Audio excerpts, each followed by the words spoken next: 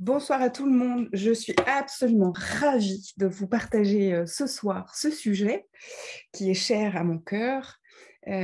Pour ceux qui me connaissent, vous savez que ça fait partie des sujets phares me concernant. Et donc, je vous accueille ce soir pour cette conférence sur l'au-delà, la vie d'après, en espérant qu'à la fin de cette conférence, vous aurez peut-être une autre vision des choses. Allez, je vous partage mon écran.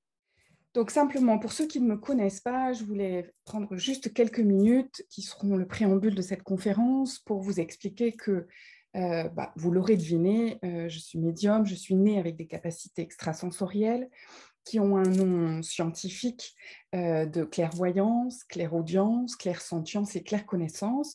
Alors tout ça veut dire quoi? Veut dire que mes sens sont hyper développés et que je suis en capacité de voir, d'entendre, de sentir ou de connaître des informations qui ne sont pas des informations que ceux qui n'ont pas ces capacités peuvent percevoir spontanément et naturellement. Mais pour ça, juste avant d'être médium et purificateur de lieux, j'étais chef d'entreprise dans un domaine plutôt pragmatique. En général, ça fait pas mal sourire. J'étais dans la finance, donc j'étais conseiller en investissement financier, et donc absolument rien à voir. J'étais vraiment dans du pragmatique et du concret.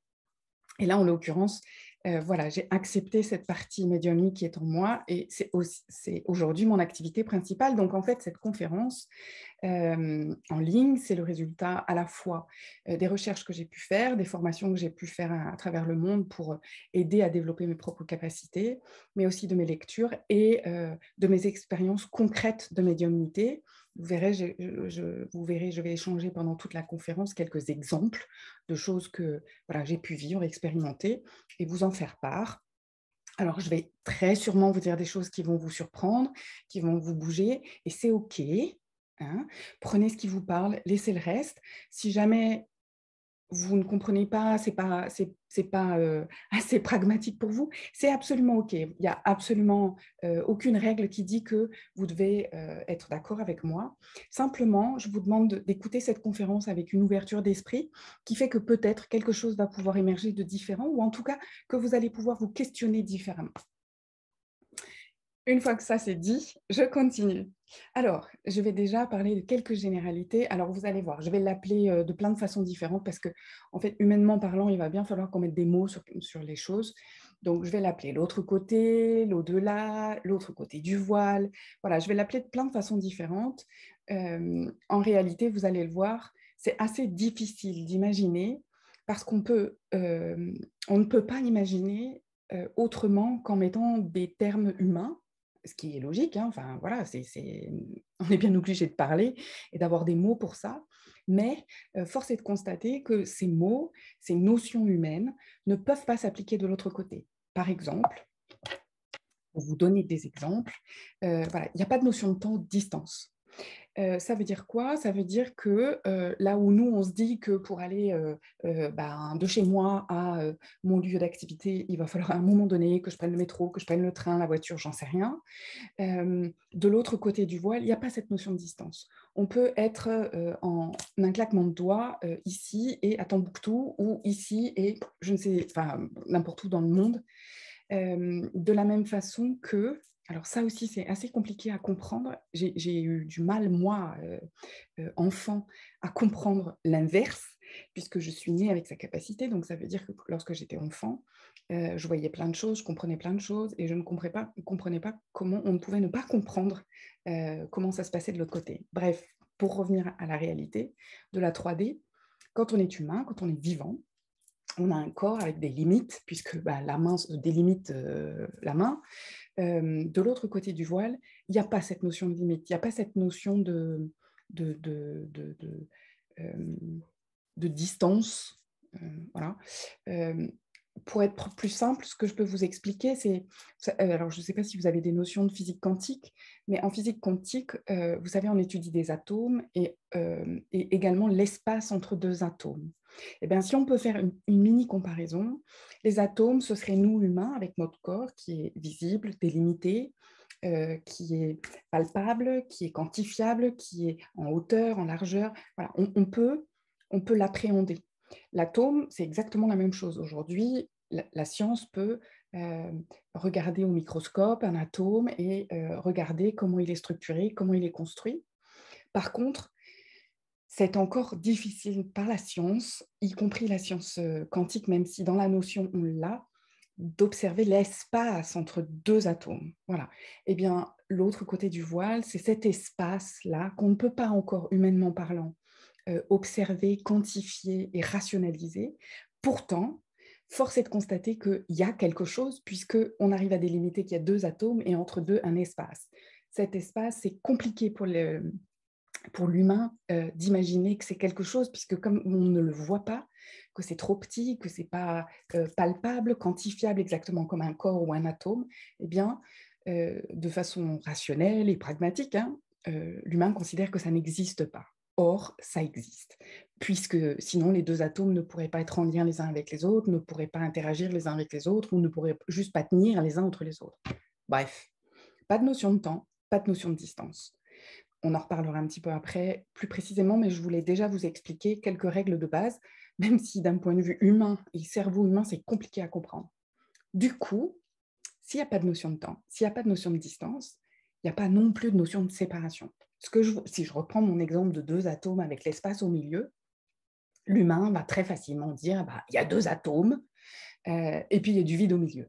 En réalité, de l'autre côté du voile, tout ça n'est qu'une seule et même notion.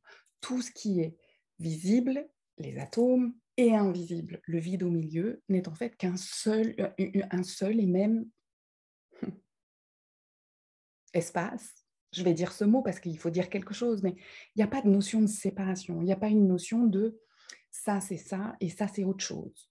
Ou ça, ce qui entre, c'est quelque chose, et les autres, les atomes, c'est autre chose. Non, en fait, il n'y a pas cette notion de séparation. Tout fait partie d'un tout. Voilà. Du coup, tout est interconnecté. Tout est interconnecté, ouais, les deux atomes se touchent par ce vide, et en fait, si on considère qu'il n'y a pas de séparation, les deux atomes et le vide sont qu'une seule et même chose. C'est un peu compliqué, pardon, hein, mais j'essaye de vous expliquer un peu pour que vous compreniez que tout est relié. Et que s'il n'y a pas de corps de l'autre côté du voile, c'est parce que tout est énergie. Et là, c'est plus facile à comprendre peut-être pour vous. Les atomes, ce sont des amas d'énergie qui se sont regroupés et qui font qu'à un moment donné, la matière devient visible. Et le vide, c'est de l'énergie aussi, mais qui n'est pas aussi condensée, et donc on ne peut pas le voir à l'œil humain en tout cas. Mais tout ça n'est que de l'énergie qui interagit les uns avec les autres. Voilà, une fois que vous aurez compris cette notion-là, vous allez comprendre ce qui va se passer de l'autre côté du voile. Ça veut dire que s'il n'y a pas de corps, il n'y a plus de douleur. Ou il n'y a pas de douleur, ça n'existe. C'est même pas qu'il n'y a plus. Dans le monde humain, il y a des douleurs, il y a des maladies, il y a des handicaps. Du handicap. De l'autre côté, ça n'existe pas. Tout n'est que énergie. Alors, on dit amour, pourquoi? Parce que vous verrez, et ça fait partie des choses, des messages vraiment très forts que j'aime passer lorsque je suis en consultation médiumnique ou dans des purifications de lieux, qui sont des purifications. Donc, l'idée, c'est de rééquilibrer ces énergies et de négocier avec les habitants invisibles, les âmes, les entités, on va les appeler de différentes façons, qui sont de l'autre côté du voile. Tout ça, en réalité, n'est que de l'énergie, et cette énergie n'est que de l'énergie d'amour. Et c'est pour ça que je me bats contre ces films hollywoodiens, alors qui certes font le buzz, certes font parler, rigoler, tout ça, mais Hollywood, c'est pas du tout la réalité. Ce qu'on nous montre dans les films d'Hollywood n'est absolument pas la réalité de ce qui se joue après la mort de l'autre côté du voile. Vraiment, vraiment, vraiment pas. Et malheureusement, ce qui est véhiculé dans ces films entretient la peur qu'on peut avoir de la mort et d'après, en fait, de l'au-delà.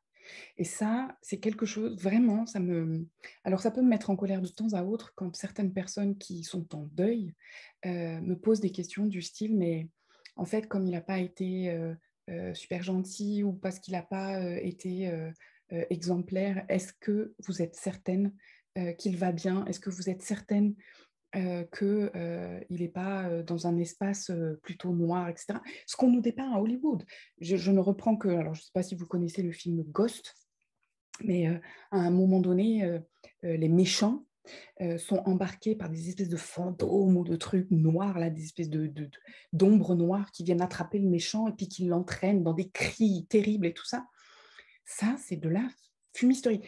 En fait, c'est une création artistique, hein, j'ai rien à dire là-dessus, mais qui ne reflète absolument, absolument, absolument pas ce qui se passe de l'autre côté du voile.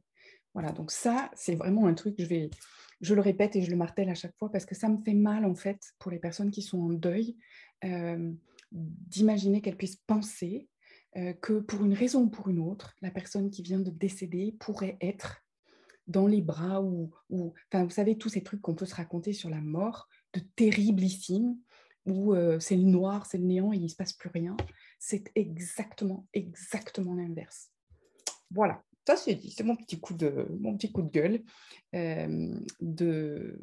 contre Hollywood et puis tout ce qui est film et livre et fiction en fait. Voilà, je passe à la suite.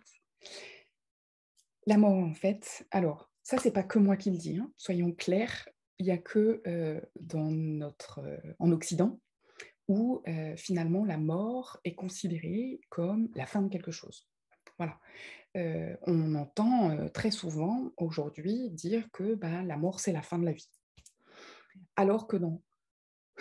Je ne connais pas une autre culture que la nôtre qui dit que la mort, c'est la fin. Toutes les autres cultures, et Dieu sait que j'ai fait 2 fois le tour du monde à la rencontre de plein de cultures différentes, je n'ai jamais trouvé d'autres pays, d'autres cultures qui avaient cette notion de mort, c'est la fin. Toutes les autres cultures, que ce soit des cultures amérindiennes, sud-américaines, même en Amérique du Nord, que ce soit enfin, au Canada, Alaska, etc., enfin, tout ce qui est l'hémisphère nord, mais aussi en Asie, bien évidemment, en Eurasie, toutes les cultures, même en Afrique, considèrent que la mort fait partie de la vie, que ça n'est qu'une étape dans la vie, dans le cycle de la vie.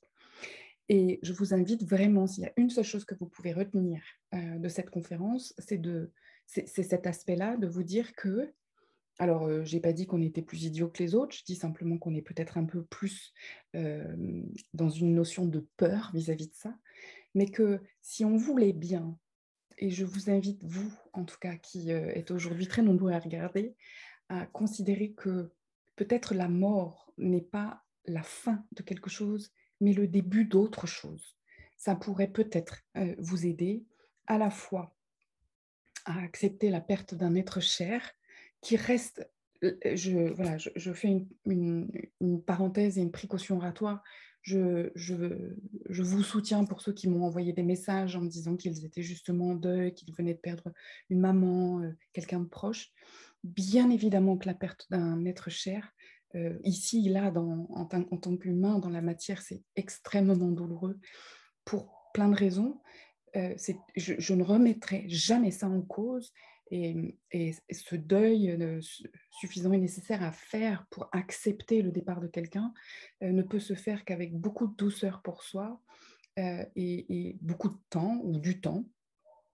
En tout cas, si aujourd'hui cette conférence peut soulager ceux qui aujourd'hui regardent et qui sont en deuil sur le fait que ce qui se passe pour les personnes qui viennent de partir n'est en fait que pur amour et que oui, ça va aller pour elles. Peut-être, vous allez le voir, je vais vous expliquer une ou deux choses, mais oui, ça va aller. Et en tout cas, ce qui est certain, c'est qu'elles ne sont pas seules. Toutes les personnes qui partent ne sont jamais seules.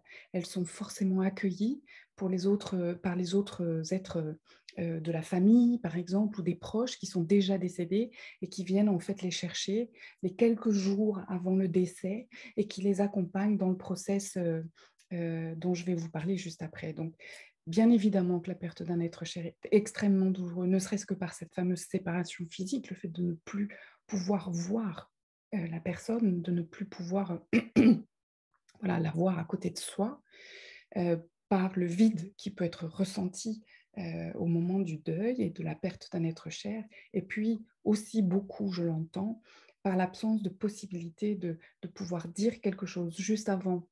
Alors peut-être de ne pas avoir eu le temps ou de ne pas avoir eu la force ou en tout cas l'envie de verbaliser, de dire ce qu'on ressentait à cette personne qui est décédée, et puis le fait de ne pas pouvoir, après son départ, continuer à échanger, parler avec la personne qui est défunte.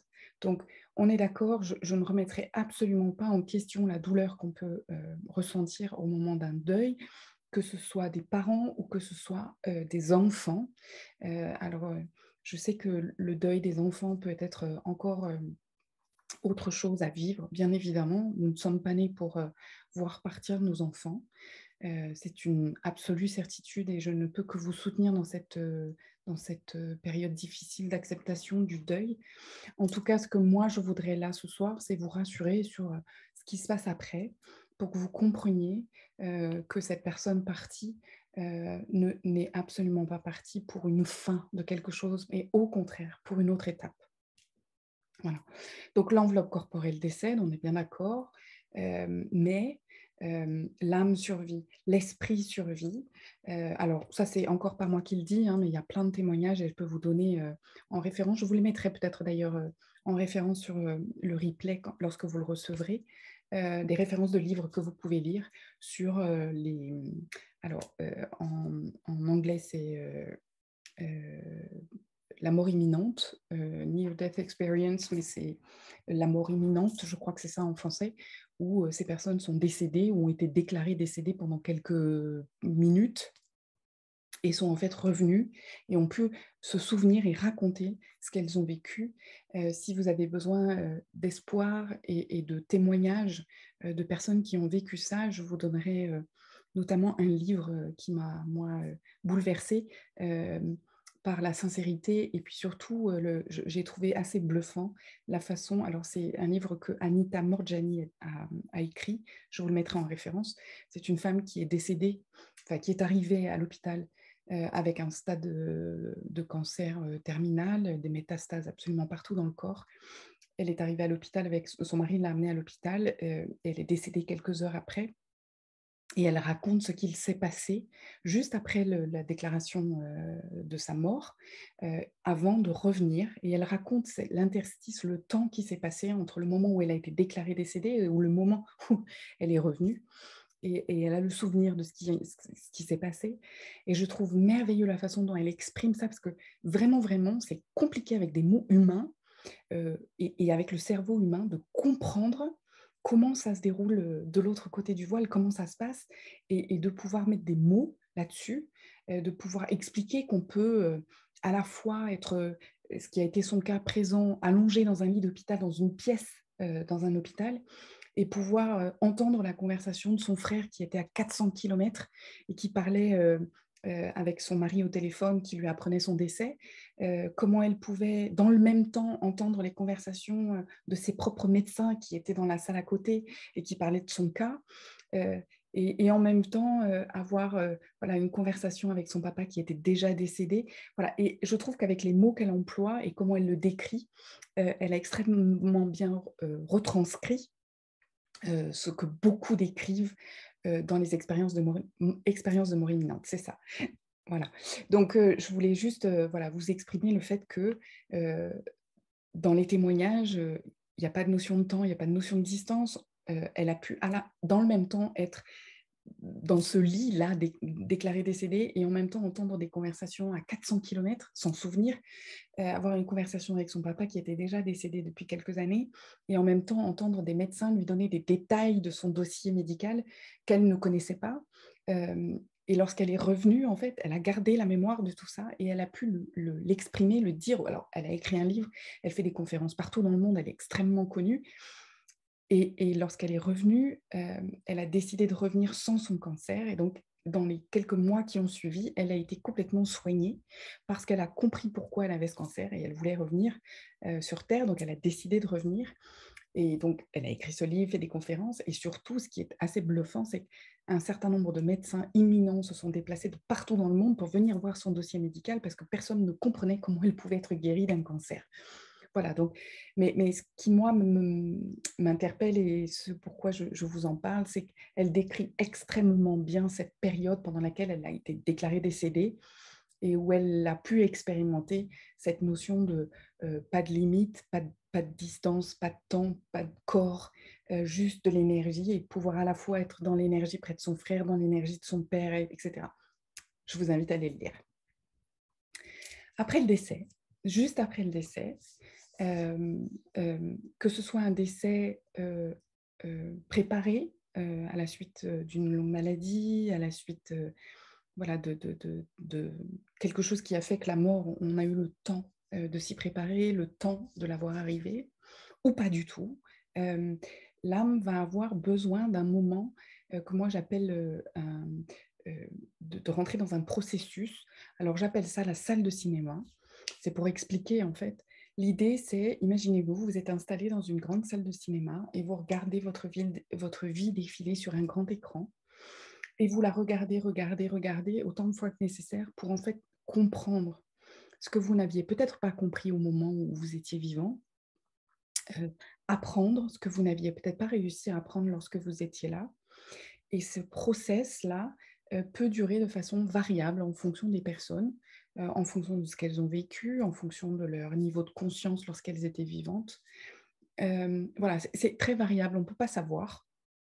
Par contre, ce qui est sûr, c'est que en tant que médium, lorsque je me retrouve face à une âme donc quelqu'un qui est décédé et qui est encore dans cette phase de process, c'est un peu plus compliqué pour moi d'avoir des informations, comme si cette âme, elle était occupée à autre chose. Vous savez, on est en train de faire quelque chose et on pose des questions à quelqu'un et la personne, elle est tellement concentrée sur ce qu'elle est en train de faire qu'au final, elle n'arrive pas complètement à suivre les questions qu'on peut lui poser et pas forcément non plus à répondre, en fait, de façon structurée, etc. Ça me donne un peu cette perception-là. Donc, ce que je propose aux personnes qui veulent, voilà, soit lors des purifications de lieux et sachant qu'il y a eu un décès récent, ou si c'est quelqu'un qui est décédé depuis moins de 3 mois, c'est de dire on va attendre un petit peu, en fait. Laissons-lui le temps voilà, de se poser dans son fauteuil, dans cette salle de cinéma, et puis de pouvoir voilà, à son rythme, décider de quand est-ce qu'elle pourra répondre à nos questions, quand est-ce qu'elle pourra nous envoyer des messages ou pas. Voilà. Donc, j'essaye hein, avec des termes imagés de vous faire comprendre, en fait. Cette âme, donc, quand elle est dans cette phase de processus, elle a besoin de faire le bilan de ce qui s'est passé dans sa vie, de ce qu'elle a vécu, de ce qu'elle a expérimenté, de ce sur quoi elle a peut-être eu besoin de travailler ou voilà, de comprendre des choses sur ce qui s'est joué lors de sa vie, pendant sa vie, en fait, lors de ce qui s'est joué de son vivant. Et puis, parfois, selon l'expérience de vie de la personne décédée, il y a une période pendant laquelle elle va avoir besoin d'apaiser ce qui peut l'être. Donc, ça peut être, j'ai eu l'expérience par exemple d'une personne qui est décédée d'un cancer, qui s'est battue et qui pendant très longtemps a cru qu'elle allait pouvoir s'en sortir, qui ne s'en est pas sortie, qui est malheureusement décédée de cette maladie et qui était encore quelque part dans cette sensation d'impuissance, d'injustice, de ne pas avoir réussi à passer ce cap et à pouvoir guérir. Voilà. Et donc parfois, cette âme, elle peut avoir besoin de temps pour apaiser ce qui a besoin de l'être. Alors la bonne nouvelle, c'est qu'on va pouvoir l'aider à faire cette phase de process là. On va pouvoir les aider, nous, en tant qu'humains vivants, dans cette phase de salle de cinéma. Et je vais vous en parler juste après. Alors, ça, c'est des questions que j'ai très souvent. Il arrive très souvent, quand je fais des purifications de lieux, par exemple, ou lorsque je fais des consultations médiumniques, qu'au final, alors c'est plus souvent dans les lieux, mais ça peut arriver aussi en consultation, que les personnes défuntes soient encore présentes parmi nous, qu'elles soient là, en fait. Alors, il peut y avoir plusieurs raisons pour que les personnes, les défunts restent parmi nous. Et parmi ces raisons, il me semblait important de vous en expliquer d'expliquer les différentes raisons. La première, c'est que parfois, notamment dans le cas de mort subite et violente, ou en tout cas pas voulue, que cette âme ne soit pas consciente qu'elle soit décédée. Voilà, elle est partie accidentellement, subitement, et elle a pas eu le temps de voir venir. Et donc, et ben, quelque part, elle reste, un peu, comme obnubilée de: «Mais qu'est-ce qui m'arrive? Qu'est-ce qui se passe? Pourquoi c'est différent?» Elle conscientise pas toujours ce qui se passe. Alors je vais vous donner un exemple très concret, comme ça vous allez comprendre.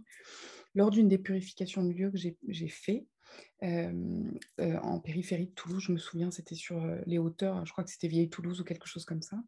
Une dame m'a contactée en me disant: «Voilà, on est en train de faire construire une maison», donc neuve, hein. On a signé un contrat avec un promoteur qui nous a proposé, un contrat de, 9 mois pour construire la maison.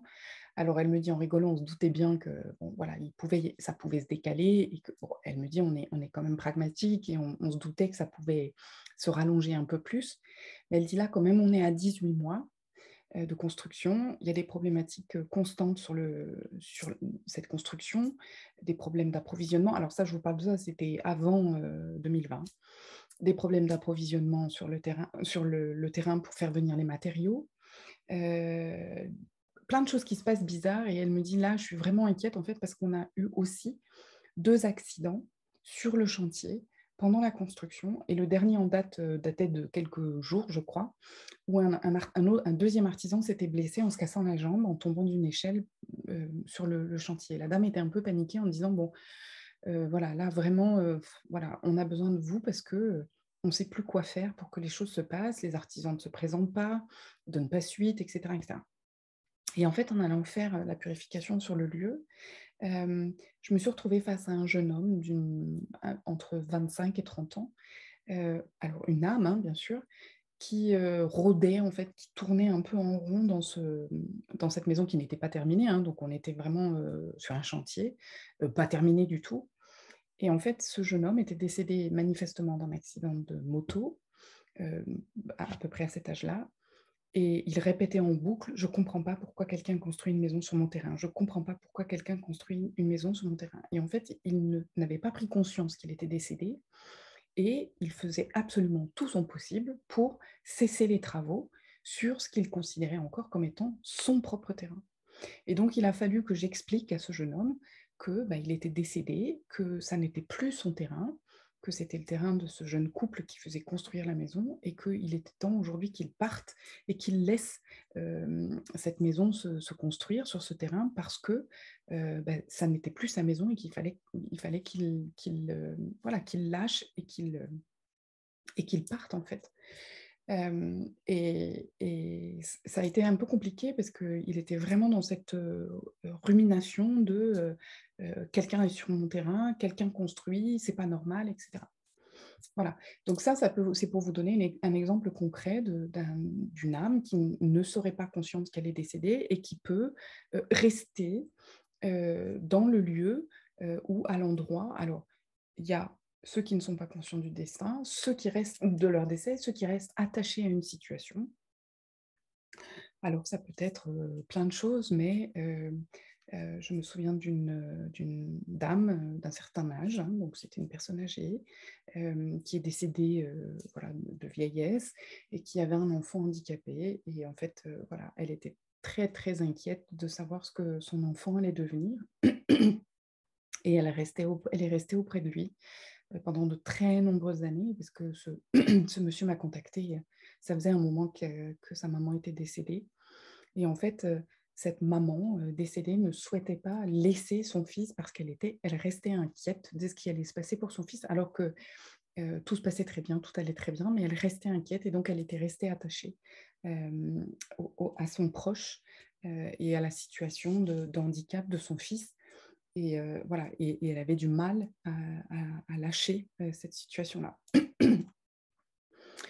Ça peut être aussi, dans les raisons, qui sont, le défunt reste attaché à son histoire. Alors là, pour ça, je vais vous donner, je ne sais pas si, elle sera présente ce soir, mais je vais vous donner un exemple sans nommer. J'ai fait une purification dans un cabinet d'avocats qui notamment, gère, des dossiers de succession et en fait, un certain nombre de défunts, peuvent rester attachés à, par exemple, un dossier de succession Heu, Ça peut être quelqu'un qui, par exemple, n'a pas pris ses dispositions pour une succession et qui, voit ses enfants s'entre-déchirer, pour, du patrimoine, de l'argent ou simplement par principe, d'équité et voilà, d'équilibre entre les différents héritiers et la personne, en fait, reste présente, heu, comme si elle pouvait encore aider, elle pouvait encore intervenir, elle pouvait encore faire quelque chose pour, voilà, régler la situation. Et donc, mon rôle en tant que moi médium accompagnateur, c'est, d'expliquer à ces âmes qu'on ne peut rien faire, en tout cas que lui ne peut rien faire de particulier et de faire passer les messages, par exemple aux héritiers ou aux personnes concernées en lien avec la situation ou l'histoire concernée, de telle sorte à pouvoir faire en sorte que cette âme, ce défunt puisse s'apaiser puisque l'objectif, c'est quand même ça. Et je viens de le dire, l'idée de quelqu'un qui aussi, d'un défunt qui reste ou d'une âme qui reste présente, alors on peut l'appeler de différentes façons, âme, défunt, entité, il y a plein de façons de le nommer, mais en tout cas, peu importe, ça peut être de faire passer un message et ça, c'est une des parties que je préfère de mon activité, lorsque je fais des purifications, par exemple, c'est lorsque, quelqu'un a un message à faire passer, qu'il n'a pas eu le temps de dire ou de faire passer de son vivant et qui reste un peu planté là, genre, bah, tant que personne ne m'entendra, je vais rester et donc mon rôle à moi en tant que médium, c'est simplement de transmettre ce message d'une personne à une autre ou en tout cas de verbaliser quelque chose. Souvent, j'observe que, lorsqu'un défunt a un message à faire passer, même si, c'est pas forcément à la personne en question, qu'on fait passer le message, mais juste le fait, en fait, de l'entendre, d'entendre son message et de le dire, suffit souvent à apaiser cette âme, dans le sens: «Ah, enfin je suis entendue, enfin je suis, reconnue dans ce que je suis en train de dire et je suis pas comme un fou à répéter le truc en boucle, ad vitam aeternam, quoi». Voilà.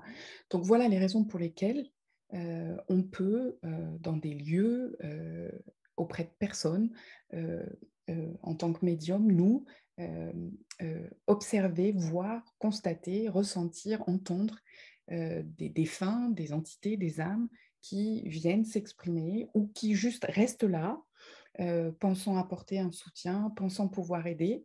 Et donc notre rôle, en tant que médium, c'est justement de faire en sorte qu'ils soient entendus, ils soient honorés et reconnus pour qu'ils puissent, eux, s'apaiser et que les vivants, eux, puissent également s'apaiser. Alors, pendant cette période, de process dont je vous ai parlé, hein, la fameuse salle de cinéma pendant lequel cette âme qui vient de décéder revoit et revoit et revoit, ce qui s'est passé, dans sa vie. Alors pas tout de suite, hein, il faut compter quelques mois, enfin c'est variable en fonction des histoires et des vies de chacun, mais ensuite, après cette période de process, elle poursuit sa route. Alors, elle poursuit sa route, là encore, je vous demande d'être, inventif. Il y a pas de séparation, il y a pas de distance, donc ça veut dire que, une âme qui est décédée peut à la fois poursuivre sa route ailleurs, faire autre chose, partir ailleurs, dans une autre vie, dans d'autres dimensions, sans jamais vraiment partir. C'est-à-dire que à partir du moment où on pense à elle, à partir du moment où on parle d'elle, à partir du moment où on lui parle, elle est en capacité de revenir après cette période de process, d'accord? Vraiment pendant la période de process, c'est plus compliqué. Elle est occupée, elle est affairée, elle a plein de choses à faire, plein de choses à comprendre et donc ça peut être plus compliqué. On peut, mais ça peut être plus compliqué de la contacter.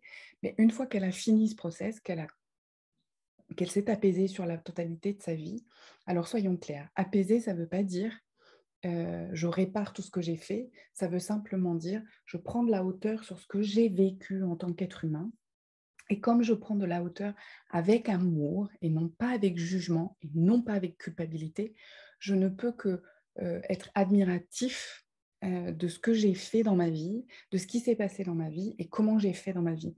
Même si j'en entends certains là, dans la vie d'humain, on peut se dire: «Ouais, bah, ils ont vraiment fait de la merde ou ils ont vraiment fait des trucs». Alors, je vais être très claire, j'ai un passif, particulier, dans mon enfance, j'ai été victime d'inceste et je sais que j'ai cette conversation très souvent avec des personnes, que je croise et qui me disent: «Mais comment est-ce que tu peux dire que, ton grand-père aujourd'hui, c'est pas un bip?»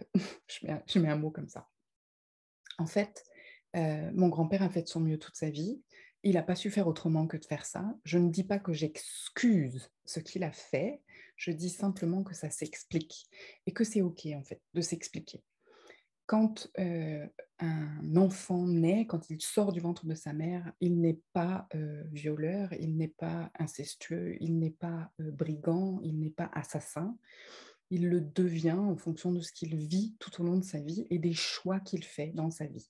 Donc vous comprenez bien qu'à partir du moment où l'âme s'en va, qu'il n'y a plus de jugement, plus de culpabilité, plus de sentiments et de sensations qui sont, eux, très attachés à un corps, à la matérialité, à la séparation du monde humain. Une fois que l'âme, passe de l'autre côté du voile, tout ça n'existe plus et donc elle va pouvoir regarder son expérience avec beaucoup d'amour pour comprendre ce qui s'est passé, comprendre ce qui s'est joué et puis apprendre à se pardonner ce qu'elle a fait, ce qu'elle a pu faire subir, etc., etc.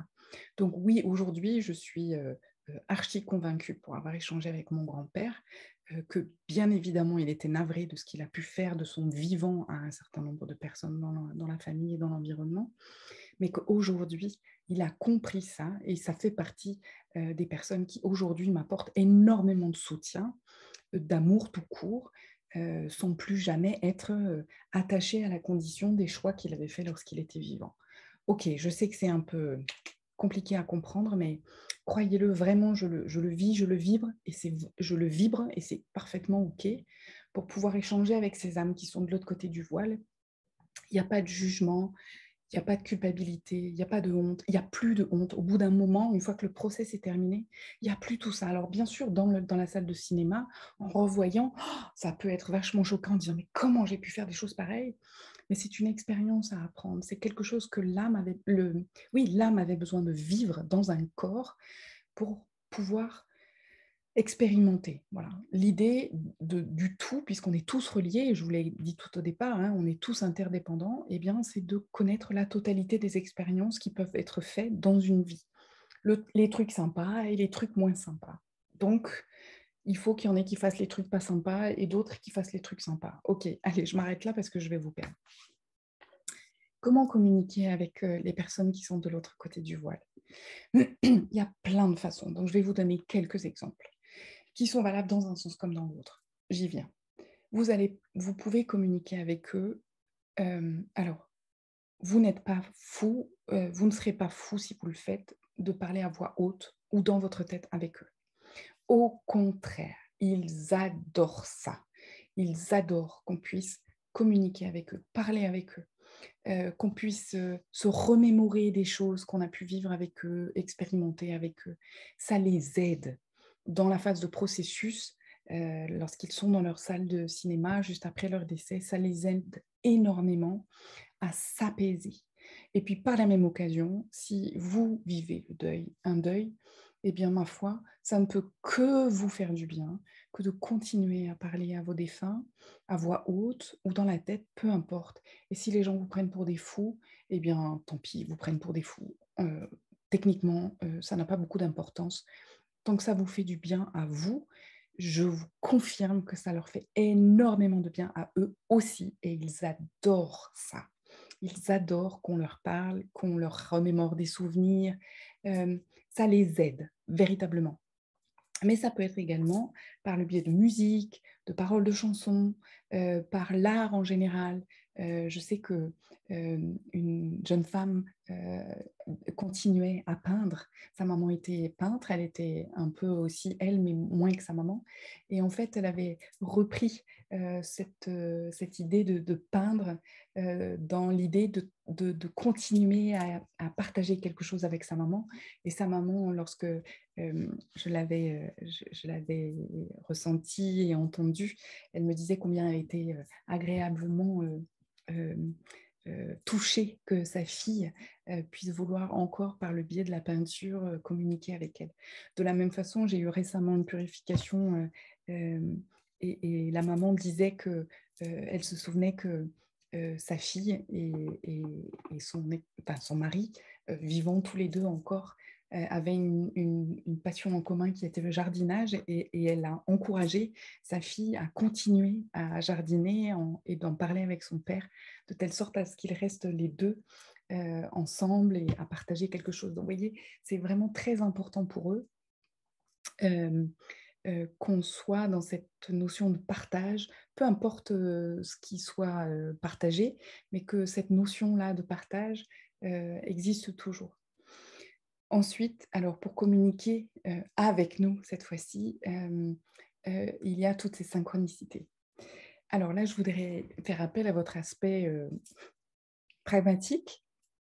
Admettons, vous êtes en train de faire la vaisselle et vous êtes en train, à un moment donné, dans le fil de vos pensées, vous pensez à quelqu'un qui vous est cher et qui est parti, qui est décédé.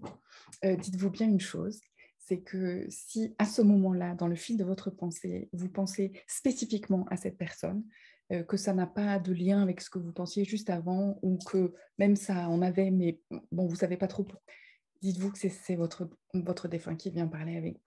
C'est une des façons qu'ils ont de communiquer avec nous, de nous envoyer, alors on appelle ça des synchronicités, mais des signes, des choses bizarres qui se passent. Voilà, vous étiez en train de penser à... Alors moi, je le fais très souvent avec mon grand-père qui était italien. Et très souvent, lorsque je pense à mon grand-père, j'ai cette odeur de café qui me vient dans le nez, alors que parfois je me retourne et je me dis, bon, c'est encore toi qui me fais une blague parce que j'ai pas de café là. Donc... Et en fait, on avait ce truc entre nous de café et de jeux de cartes. On jouait, mon grand-père adorait jouer à la belote, au tarot, il m'a appris au rami, il m'a appris plein de jeux de cartes. Et aujourd'hui, j'ai recapté ça. Vous voyez, je touche beaucoup de cartes en lui demandant souvent de m'envoyer des messages par le biais de ces cartes. Et c'est notre petit truc à nous pour communiquer. Et il m'arrive à des moments complètement inopportuns de voir une carte ou d'ouvrir un livre et il y a une photo d'une carte, ou alors j'entends parler d'une carte de je ne sais quoi par quelqu'un, une conversation au hasard prise à la volée. Ça, ce sont des synchronicités. Hein. Donc, ouvrez vos antennes, hein, j'appelle ça ouvrir les antennes, essayez de capter les messages que vos défunts peuvent vous envoyer.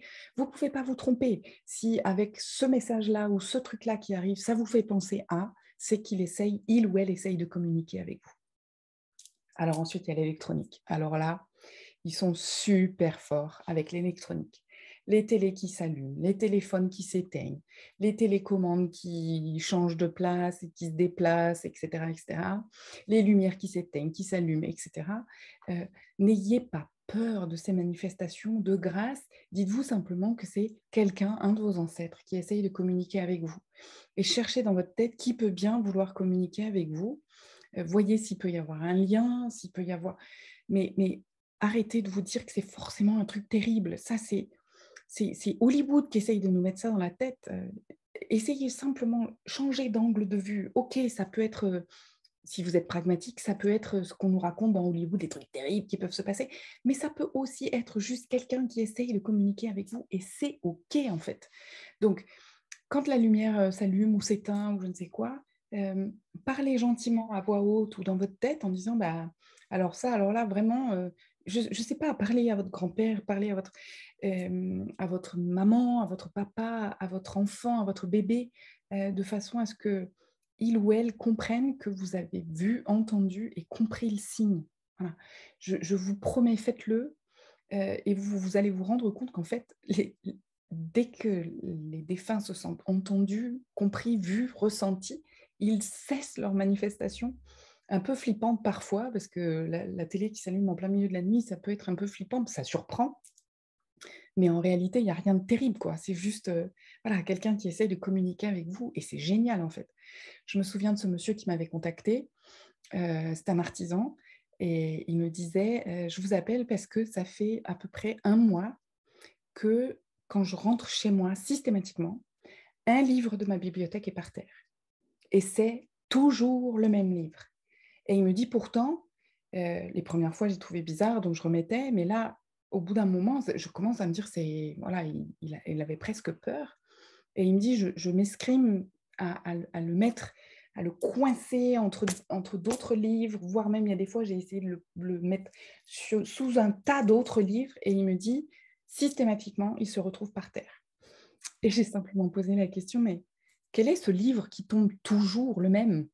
Et en fait, ce monsieur s'est mis à pleurer quand on a discuté parce que ce livre était un livre qui lui avait été offert par son père et qui avait énormément de sens pour lui.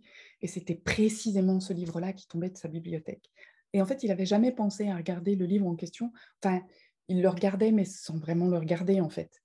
Et quand je lui ai posé la question, mais est-ce que ce livre-là, en particulier, a un message, enfin, est-ce que ça correspond à quelque chose pour vous? Et que j'ai posé quelques questions en lien avec ce que moi je percevais, et cet homme a compris, en fait. Alors, dans les autres éléments qui peuvent clairement être des signes de l'au-delà, c'est l'eau et le feu. Alors l'eau, c'est pareil, ils sont très, très, très, très forts avec tout ce qui est canalisation, fuite d'eau.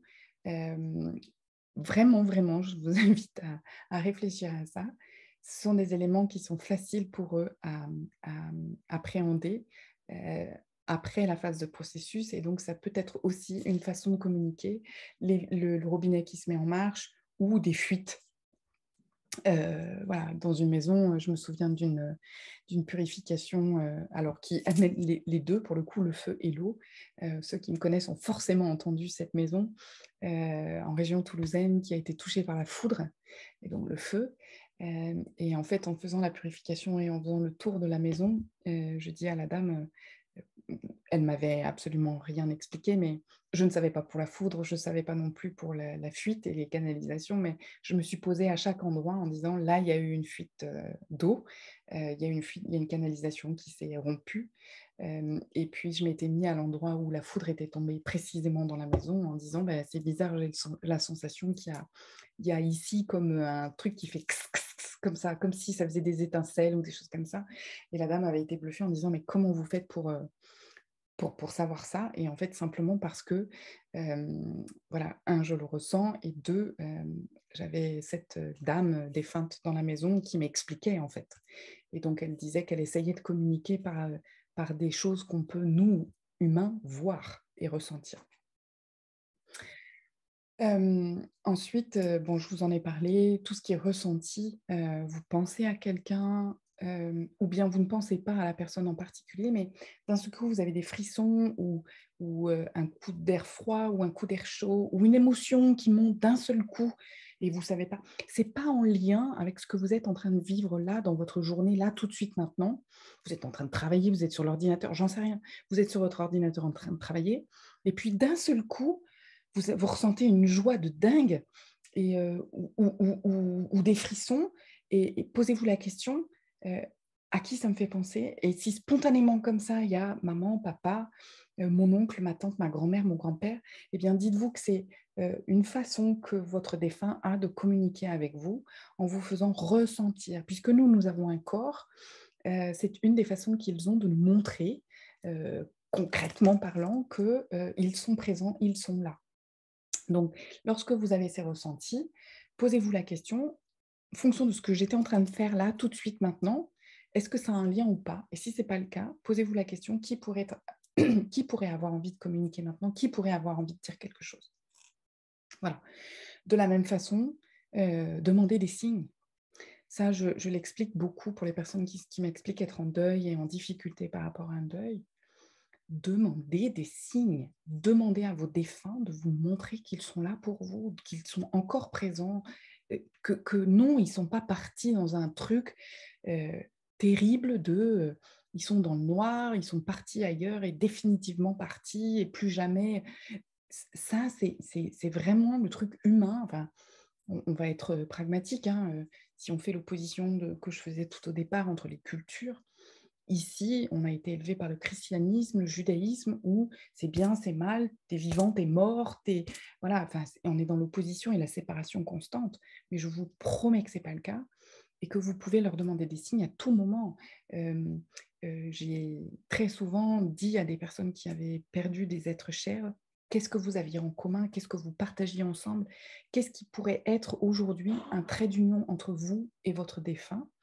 Ça peut être une activité, ça peut être une chanson, ça peut être plein de choses, eh bien, demandez à votre être cher qui est décédé de vous envoyer des signes. Et je vous promets que si vous êtes patient, parce que ça demande extrêmement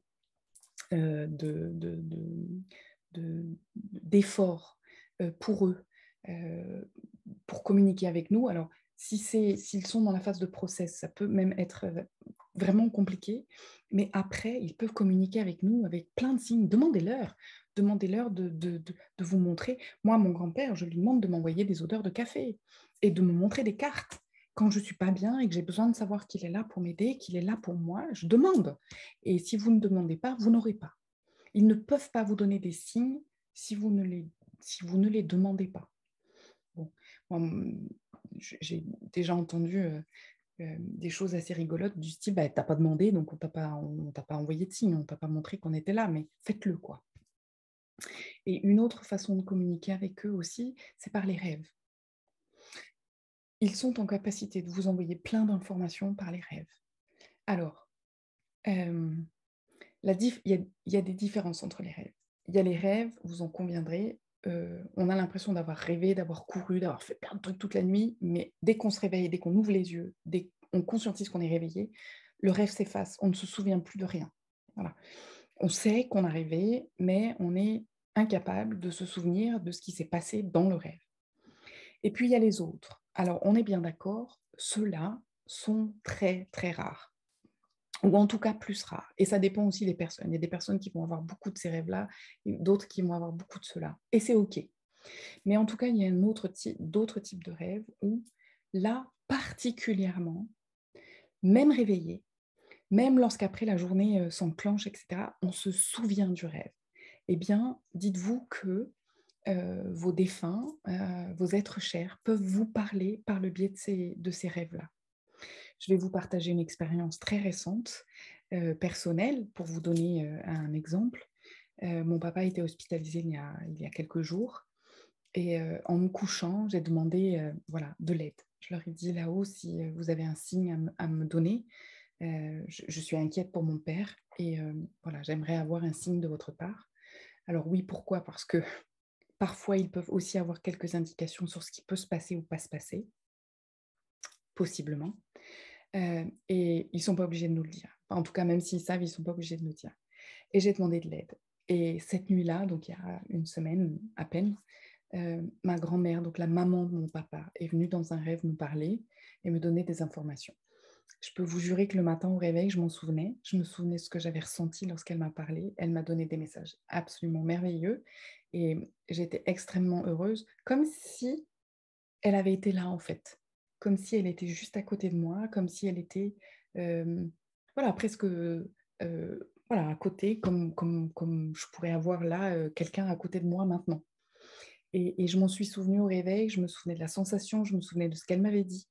Et ça n'est pas juste un rêve qui est, vous savez, dans la psycho, on dit que les rêves sont un moyen de libérer l'inconscient. Ok, bah, il y a ces rêves-là, et puis il y a les autres. Donc je vous invite, si vous avez besoin de communiquer avec un défunt, de lui demander de venir communiquer avec vous lors d'un rêve et de faire en sorte que vous puissiez vous en souvenir. Voilà. Ce que je voudrais surtout que vous compreniez, c'est qu'ils sont toujours présents et ils peuvent se manifester. Clairement. Il suffit simplement d'avoir, vous, de communiquer avec eux et de leur demander de communiquer avec vous en échange, à leur façon, en fonction de ce que vous aviez en commun avec eux, en fonction de ce que vous comprenez, vous aviez comme... voilà, ça peut être mon grand-père, par exemple, je sais qu'il faisait des blagues très souvent et qu'il adorait quand on rigolait de ses blagues, mais il rigolait, vous savez, juste d'un côté, il avait un espèce de sourire un peu, voilà, il ne voulait pas rigoler à pleine bouche, mais il rigolait un petit peu comme ça, et après il faisait un clin d'œil. Et bien aujourd'hui, c'est exactement ce que je peux voir, euh, percevoir, voir, alors sur lui, hein, bien sûr, mais aussi autour de moi, et il y a des fois, je me dis, ah ça, mon grand-père aurait pu le faire. Et c'est une façon qu'ils peuvent avoir de communiquer avec nous. On se rappelle l'un à l'autre, en fait.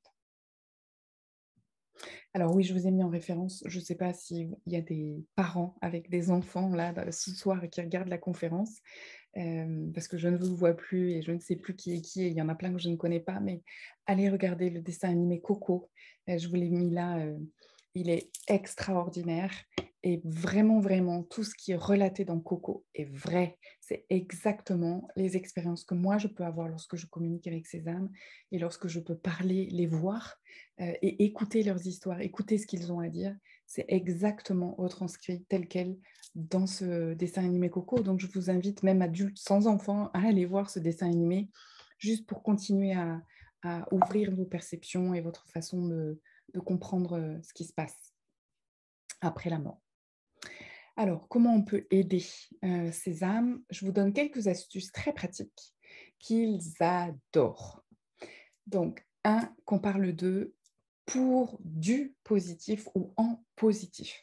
Ils adorent qu'on raconte des souvenirs, des choses qu'on a vécues avec eux, ce qu'on aimait d'eux, ce qu'on aimait faire avec eux, ce qu'on aimait vivre avec eux, etc., etc., etc. Donc ça, ne vous en privez surtout pas. Au contraire, faites-le. Et faites-le, ce sera une excellente chose à faire pour vous si vous êtes endeuillé. Et ce sera aussi, dites-vous, que lorsque vous le faites, ça leur fait également du bien à eux. Et ça, c'est important et c'est intéressant. Et ils en parlent très souvent. Quand moi, je capte des présences et des défunts qui ont des messages à faire passer, il n'est pas anodin et il n'est pas...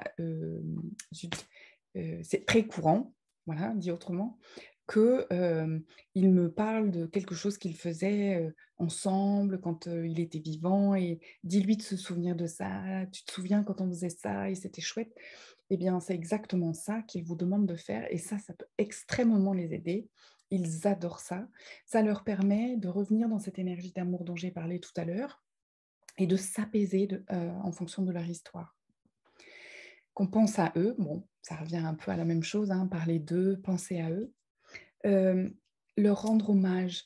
Alors, leur rendre hommage, quand je fais des purifications, par exemple, ou des consultations médiumniques, et j'ai capté qu'il y avait un défunt quelque part, eh bien, je demande aux personnes très souvent de faire un petit autel avec soit une photo s'ils ont une photo, et une petite bougie, chauffe-plat par exemple, et d'avoir ce réflexe pendant alors je dis 21 jours, parce que c'est ce qui est associé dans d'autres religions au deuil, mais en tout cas à la phase de début de deuil, pendant 21 jours, d'allumer une petite lumière, une petite bougie, pardon, et de rendre hommage, c'est-à-dire en conscience, de dire j'allume cette bougie pour toi, je te rends hommage, vraiment. Et de faire ça, de voir ce geste, d'allumer cette bougie et de le faire pour eux, c'est extrêmement doux pour eux, c'est extrêmement réconfortant et ça les aide énormément. Je l'ai dit, mettre des photos avec les bougies et l'autel. Donc ça, c'est quelque chose que moi, je peux demander à des personnes lorsque je fais une purification, de dire, ben voilà, dans cette maison, il y avait telle personne, rendez-lui hommage pendant 21 jours, mettez une petite bougie, mettez une image, un symbole qui peut représenter cette personne pour voilà, vraiment allumer cette bougie pour elle. Voilà. Et le message que je voudrais vous faire passer également, alors, bien évidemment que lorsque le deuil se présente, lorsqu'on perd quelqu'un, on va évidemment avoir énormément de chagrin et pleurer la personne. C'est une absolue... Enfin, voilà, je ne suis pas en train de vous dire de ne pas pleurer, hein, soyons clairs, au contraire, exprimez-vous, laissez aller vos émotions. C'est dans le indéfiniment que je voudrais juste... voilà, chacun fait comme il peut, chacun fera comme il peut lorsqu'il vivra un deuil. J'aimerais juste vous expliquer que de rester dans le deuil, d'alimenter le deuil, au-delà de ce qui vous semblerait, vous, OK, dans votre propre process d'acceptation et de deuil et de guérison, euh, de ne pas prolonger ça en pensant que si vous continuez à pleurer la personne, si vous continuez à sentir que cette personne vous manque, quelque part, ça va empêcher qu'elle parte ou ça va empêcher que... Elle ne partira jamais, soyons clairs, elle ne partira jamais. Son corps n'est plus là, mais elle ne partira jamais.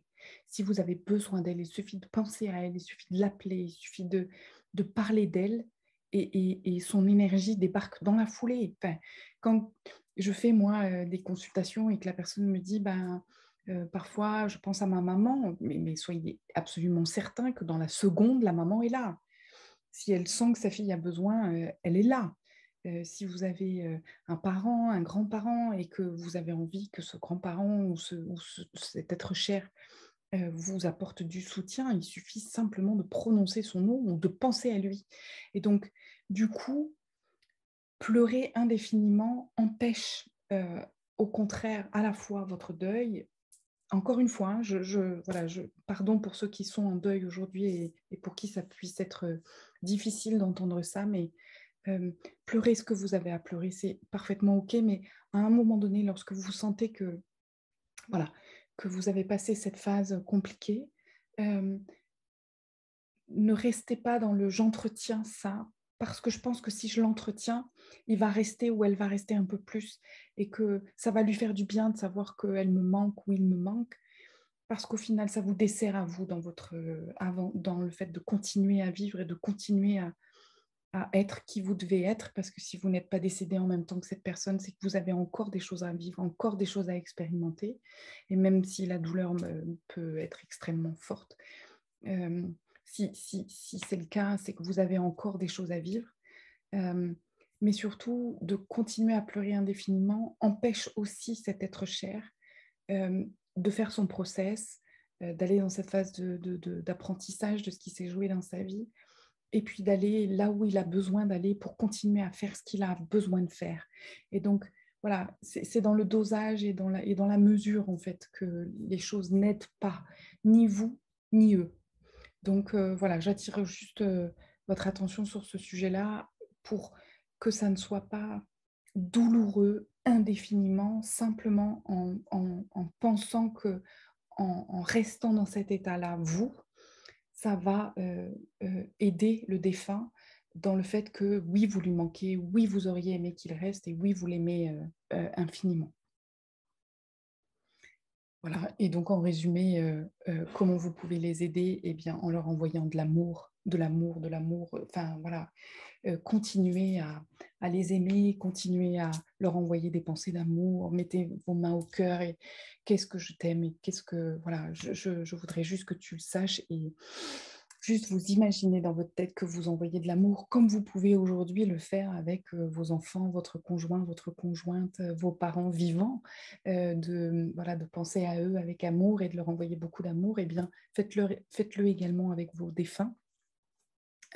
Vous savez, dans certaines cultures et notamment asiatiques, dans les maisons, il y a un endroit dans la maison où, il y a un hommage aux anciens avec, des photos, des souvenirs, qui sont, matérialisés. C'est-à-dire qu'il y a comme une forme de petite table avec, toutes les photos de tous les défunts et les petites bougies. Regardez Coco, vraiment, et vous verrez, vous comprendrez. Et pour eux, c'est gai, c'est joyeux, et c'est une forme de voilà, de rendre c'est une façon à eux de rendre hommage et d'honorer, leurs ancêtres qui font que, ben, grâce à leurs ancêtres, ils sont là aujourd'hui dans cette vie-là, vivants et bien vivants, quoi. Voilà, donc il y a cette notion de reconnaissance. Alors, parfait, 21h06, ça fait 1h06, j'ai un peu dépassé.